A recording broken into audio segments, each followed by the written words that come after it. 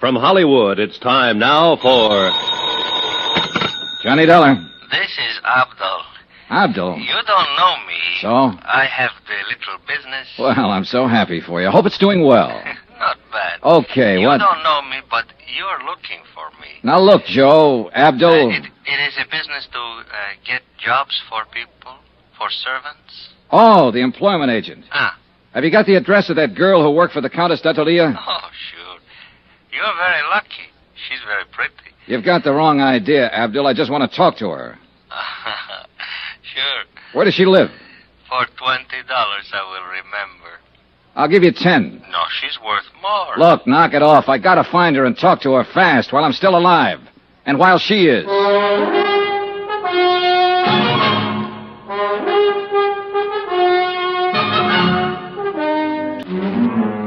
From Special Investigator Johnny Dollar, location Algiers, North Africa, to the Home Office Transworld Fidelity Company, Hartford, Connecticut. Assignment, the LORCOE Diamonds Matter. $100,000 worth missing. Expense account continued. Item 9, $15 even. Gratuity, tip, gift, bonus. Why kid about it? It was a bribe. To a man named Abdul for the address of a girl named Chada. An address up in the native quarter, the Casbah. But the idea wasn't romance, no matter what Abdul thought. 4 hours earlier, in the Countess d'Atelier's apartment, somebody had turned on the gas and tried to kill one or both of us. It was 9 to 1 that the somebody was Chada the servant. I wanted to ask her why. I'd put my coat on and was just on the point of leaving my hotel. I slipped a gun into my side pocket and moved over to the door. Yeah, who is it? Charlie Barrett. The guy you beat the daylights out of a couple hours ago, you know what I mean? No hard feelings, Sal. I just want to talk it over.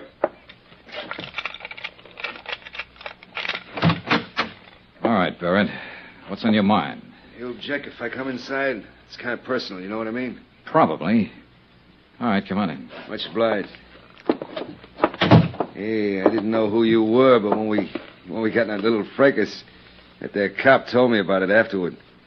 Man, you really got a wallop on you. You make a fella know he's had it, you know what I mean? Is that why you're here, a post-mortem on the fight? No. That's done and over. You whipped me, fair and square, as far as I'm concerned. Hey, Barrett, if you've got anything to say, let's have it fast. I'm in a hurry to get out of here. Oh, well, I sure don't want to take up no more of your time than necessary. I know how it is. Of course, I'm on vacation now, but back in Chicago, I'm in the meat business. Look, Barrett, would you please... At least in a way I am. I'm in byproducts, actually. You know what they say? Use everything but the squeal. Well, I'm the fella that cans the squeal, you get it? Oh, brother. What I come here for was maybe to get it straightened out about that dame. Do you mean the Countess d'Atelier? Countess. Them titles are a dime a dozen. I can buy 'em, sell 'em like sausages. Well, what about her? Now, look, neighbor, I was figuring to come here and put it to you man to man. You know what I mean? I know what I'm beginning to think you mean. I figure when you seen my position, you'd want to do the square thing. Like anybody on the right side of the fence would. You with me, neighbor? You better drop that neighbor business. I've moved. Well, Dollar, the thing stacks up like this. Now, I already had my claim staked there before you even got in town. I got a lot of money invested in that dame. Barrett, so help me. I've been taking her around places, you know, feeding her, buying her, one thing and another. Why, I was even going to kick through for a 20-grand chunk of ice for her. Well, she and I had that fight last week. You what? That dame's got highfalutin ideas. What fight? What are you talking about? Well, I just put it to her, cold turkey. I told her she had to quit Jenny flipping around with all those other fellas. Or I just wasn't going to have nothing more to do with her. Well, that made her mad, you understand? She lit into me. Man, you ought to hear that dame talk when she's mad. You'd think hey, that look, she... when was this fight? Was it before the diamonds were sent here? Well, sure. Sure, I said if that's the way she was going to act, she could forget about them diamonds. Well, I ain't seen her since or talked to her, but I just can't seem to get her off my mind. Now, look, Dollar, you was in her apartment there for 2 hours and 40 minutes tonight, and I don't like it. It bothers me. Strictly business, Barrett. And I gotta get going. Now, wait a minute, Dollar. Just wait a minute. We still got something to settle here. Like I told you, I got money. Barrett, get out. You better hold your horses. I don't know if you know the name, C.K. Barrett, if that means anything to you. But I got influence back there in them United States. So what's the hard way, huh? Look, you just work for that company of yours. You're nothing but an employee. And if you think you can talk to me like you can to some of these foreigners, then here, now. Still a sucker for a left. Hello, room service. This is Johnny Dollar. Some drunk just wandered in here and passed out. Would you send up a couple of boys to drag it out in the hall?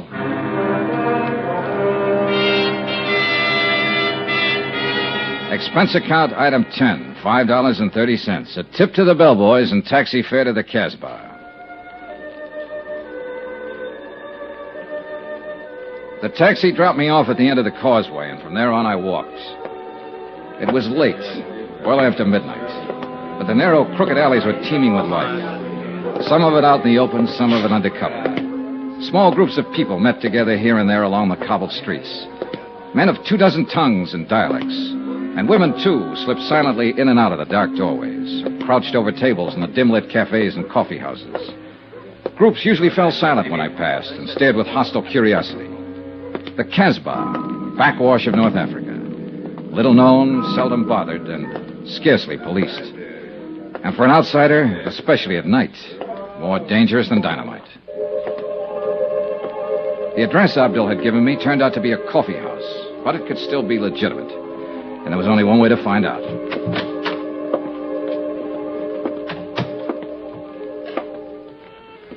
What do you want? I want to see Chata. What for? Private reasons. Chata's not here. Where can I find her? Take a seat. Table in the corner. Maybe she come. I took the seat, ordered coffee, and waited. A wrinkled old Arab squatted on a rug in the middle of the room and played strange, weird melodies. Gradually, the other patrons went back to their conversations, ignoring me completely. In fact, pointedly. 20 minutes passed. The girl didn't show. You will, of course, not object, monsieur, if I take the liberty of joining you? No, sit down. Merci. So, you wish to see Chat? Yeah, that's right. Do you know her? Oui, I know her very well. Know where to find her? But naturally, monsieur, I always know where to find her. She's my woman. Oh, so you're the man they call Bobo. Oui, monsieur. The man who poisoned the diamond courier. Oh, monsieur, it is true that I gave him some wine. A little, not much. But I think perhaps it was a bad vintage. Yes, most unfortunate. It was for him. Well, perhaps it was for the best. Life is so uncertain. But I do not wish to think of such unpleasantness. Instead, let us talk about diamonds. Let's talk about killing. Or attempted killing. Is Chata the one who turned on the gas in the Countess's apartment? Well, it is possible that she did that. On whose orders? It was nothing personal, monsieur. I didn't even know that you were going to be there. I see. Then you really meant to... Diamonds, monsieur. That's enough of this foolish talk of killing. All right. All right, what about the diamonds? You were sent here by the company that has insured them. Is that not correct? Yeah, that's right. And this company would like very much to recover these diamonds? That's why I'm here. C'est bien. Now, I'm told that these companies sometimes give large rewards. Agree to an arrangement of a sort? Make a deal, you mean? With no questions asked. Yes, exactly. Now, is this thing true, monsieur? Is it possible that you would... Do you have the diamonds, Bobo? Well, let us say that I'm able to direct you to their location. You could almost call that a confession. What does it matter, so long as we are in the Casbah? Oh, yeah, sure. I imagine you have been spotted all over the place. At least 30, right in this room. I am in no danger here, monsieur. Tell me something. You didn't pull off this job by yourself. Who else was in on it? I only wish to talk about the diamonds. Well, can we come to an arrangement? Bobo, I don't make deals with murderers. It is better that you do not use such words, monsieur. It's true, though, isn't it? That is not the question.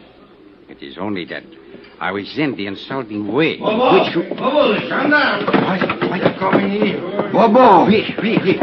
Did you arrange for the police to come here, monsieur? I'm as surprised as you are, Bobo. Consider this matter of the deal. We will talk more at some other time, eh? Allez, go. The patrons rushed for the doors, and in 1 minute flat, the coffee house was empty. Even the owner was gone. I was the only one left.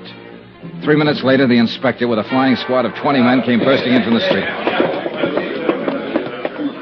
Well, Monsieur Dollar, I'm happy to find you are still alive. Why don't you get lost somewhere? For you, I think it most fortunate that we arrive in time. Oh, sure, in time to foul up the only lead I had in this case. To lose a suspect is better than to lose one's life, Monsieur. Look, Inspector, I was holding a gun in my pocket, covering Bobo from the second he sat down at the table. But, Monsieur, So 30 men or not, if it had come to a showdown, he couldn't have done a thing.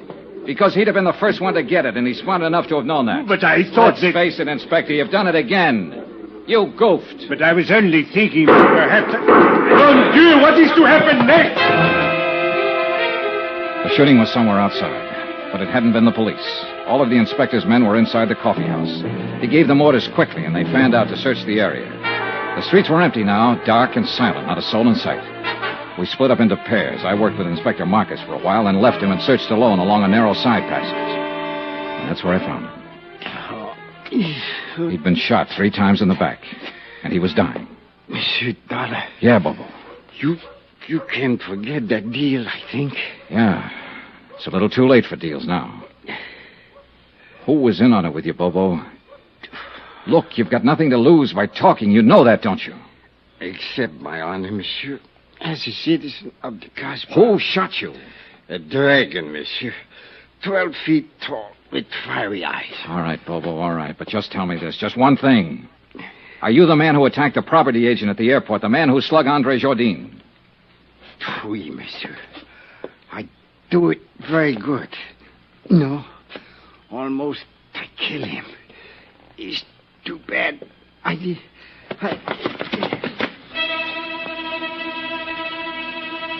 A minute or two later, Inspector Marcus came up, and we stood there looking down at the dead man lying on the stones of the alley. He was a short man, stockily built, with wide shoulders and a deep chest. It was the body of a man of action, of accomplishment. But he'd chosen to be a smuggler, dope peddler, thief, and killer. And now he had become the victim of another killer. Did he say anything, Monsieur? Was he able to talk? Yeah, enough. Eh? What is it you mean, Monsieur? Do you know who is guilty of this? Yeah, that's right, Inspector. I know the whole story now. The whole filthy, rotten story.